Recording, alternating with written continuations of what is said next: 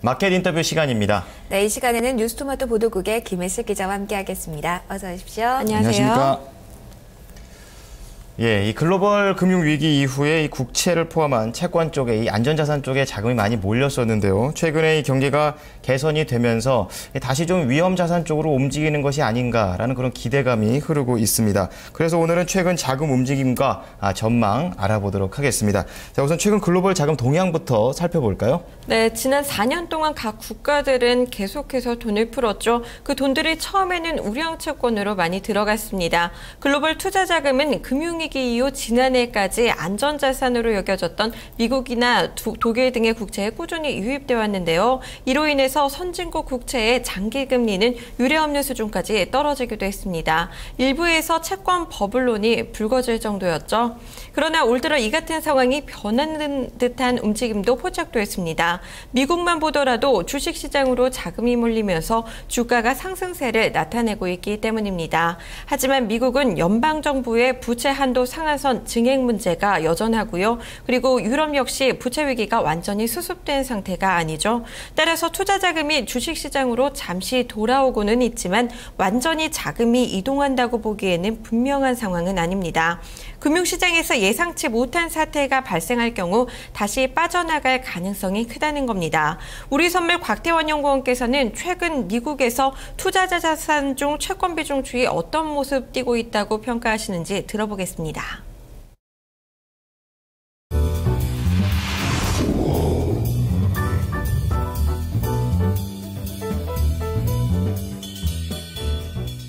뮤추얼 펀드에서 자금이 채권으로 이동하고 있다는 소식이 들리고 있습니다. 이 통계로만 보고서 안전자산으로 자금이 이동하고 있다고 판단하기는 아직 이른 시기라고 생각이 듭니다.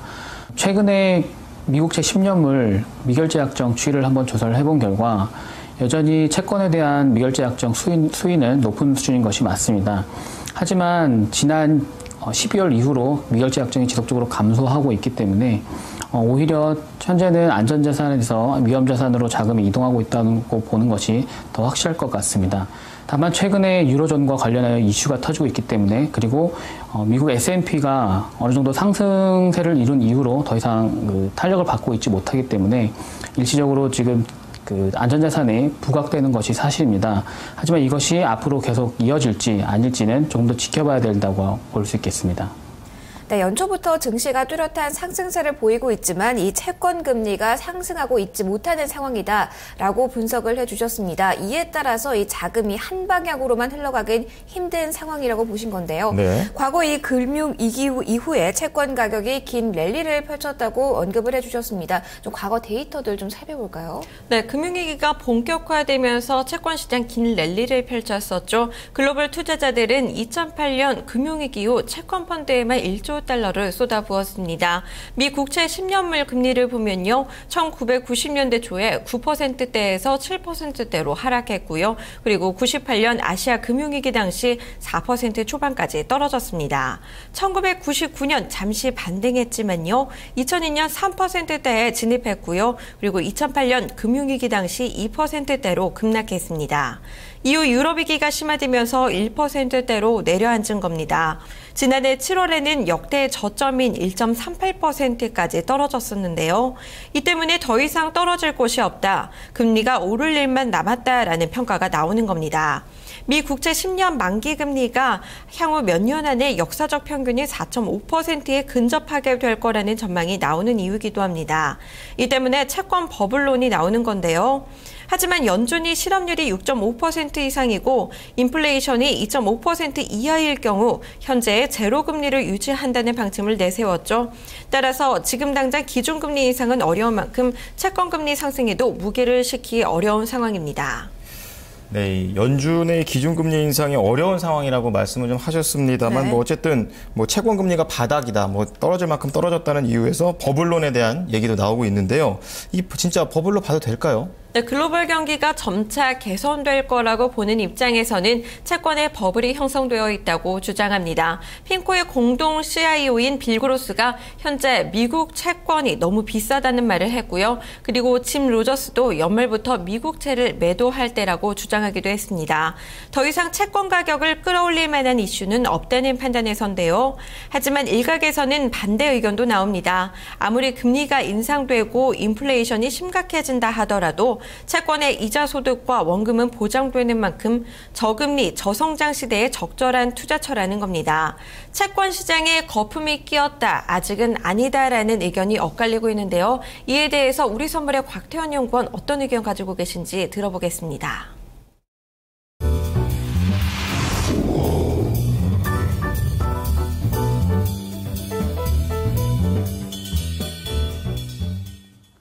채권 버블론에 대해서는 저는 이제 반대하는 입장입니다. 일단 지금 채권이 이렇게 상승할 수 있는 이유는 그만큼 예전보다 시중의 유동성이 많이 풀려있기 때문입니다. 또한 비록 미국 경제가 회복해서 미국의 자산 매입을 중단한다고 할지라도 페드는 지금 채권 가격, 그러니까 채권 금리가 상승한 속도를 분명히 조절할 수 있는 능력이 충분히 있다고 보여집니다. 따라서 아까 그 이외로 또 유로존 경기가 회복세가 굉장히 느린 상태고 또 지금 산재해 있는 그 리스크가 굉장히 많기 때문에 전 세계 글로벌 경제가 V자 반등이 나오지 않는 이상 미국 채권 가격이 급락할 가능성은 현저히 낮다고 보여집니다. 네, 여전히 글로벌 불확실성이 팽배한 시장이다. 따라서 이 채권 버블론에 대해서는 반대 입장을 펼치셨는데요. 네. 네, 글로벌 경기가 뚜렷한 V자 반등이 나오기 전까지는 미국채 가격이 크게 하락할 가능성이 낮다라는 전망도 함께 내주셨습니다. 네. 글로벌 자금에 대해서 연초 좀 특징을 잡아본다면 채권 시장으로 분명히 자금은 몰리고 있지만 주식 시장도 같이 상승하고 있다는 점 좀 특징적으로 좀 꼽을 수가 있겠죠. 네, 채권이 버블이다. 채권을 매도한 자금이 다른 곳으로 이동할 것이다 라는 의견들 많은데요. 사실 올 들어 글로벌 증시가 상승세를 타고 있죠. 하지만 주식시장으로 유입된 자금들이 채권 시장에서 흘러간 것이라고 보기에는 어렵다는 의견들 많습니다. 아직은 뚜렷한 움직임이 포착된 것은 아니라는 설명인데요. 어찌됐든 주식시장 상황을 살펴보면요. 올 들어 미국 다우지수는 6% 넘게 올랐고요. 그리고 S&P 500지수도 5% 가까이 상승했습니다. 다우지수와 S&P 500지수 모두 사상 최고치를 앞두고 있는 상황이고요. 나스닥 지수는 지난주 3,193선에 거래를 마치면서 종가 기준으로 지난 2000년 11월 이후 최고치를 경신하기도 했습니다. 안전자산인 채권 시장이 강세를 보이는 동시에 위험자산인 주식시장도 동반 강세 보이고 있는데요. 그 이유 무엇으로 보십니까? 곽태원 연구원님 말씀 들어보겠습니다.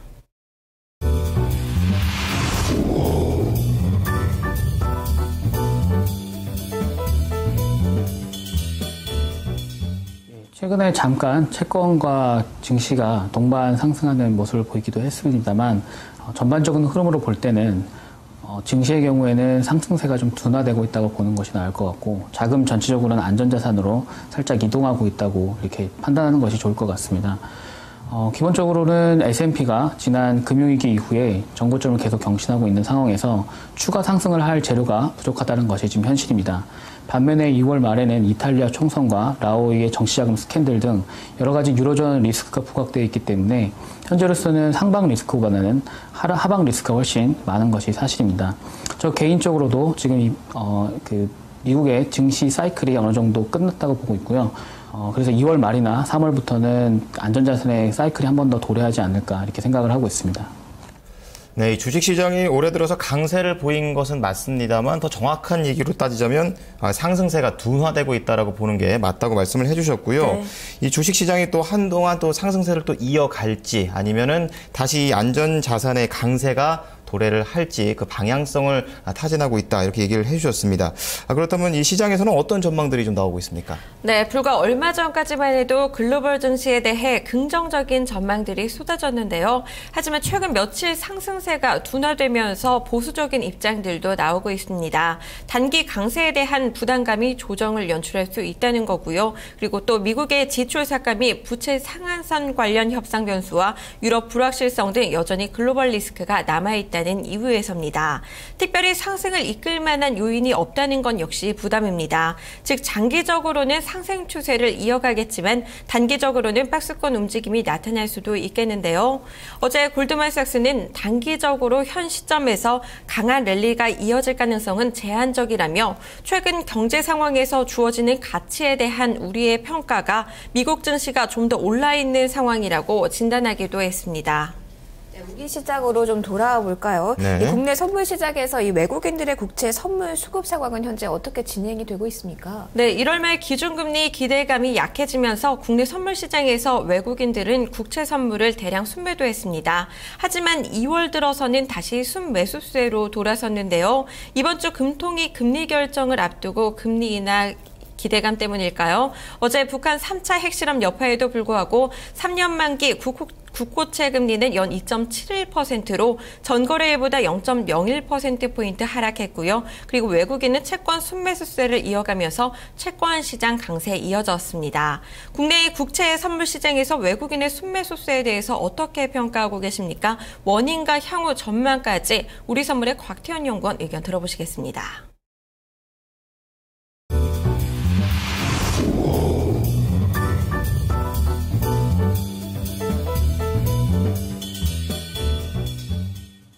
예, 2월 4일부터 6거래일 동안 총 36,000계약의 국채 선물을 외국인이 매입을 한 상황입니다.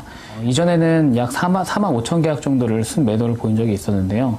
이렇게 순매도에서 순매수로 전환하는 것에는 이들이 한국은행의 기준금리 가능성을 다시 높게 보고 있기 때문입니다.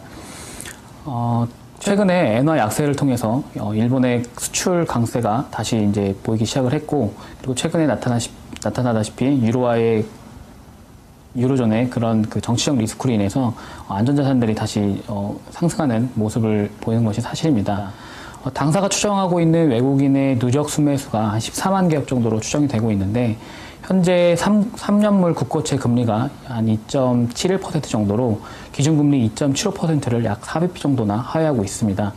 결과적으로 이번 금통위에서 기준금리를 인하하지 않더라도 외국인의 이런 강한 매입세 속에서 채권은 강보합세를 유지할 것으로 전망을 하고 있습니다.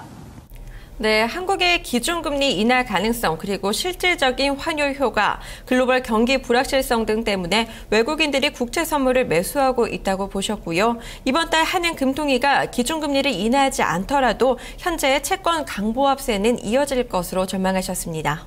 네, 오늘 마켓 인터뷰 시간에서는요, 최근 강세를 보이고 있던 채권 시장 얘기를 좀 해봤고요. 네. 대두되는 이 버블론에 대한 분석도 좀 해봤습니다. 자금 흐름도 살펴봤는데요. 오늘 김혜실 기자 그리고 우리 선물의 곽태원 연구원 의견 들어봤습니다. 고맙습니다. 고맙습니다. 네, 저희는 토마토 모닝쇼 4부로 돌아오도록 하겠습니다.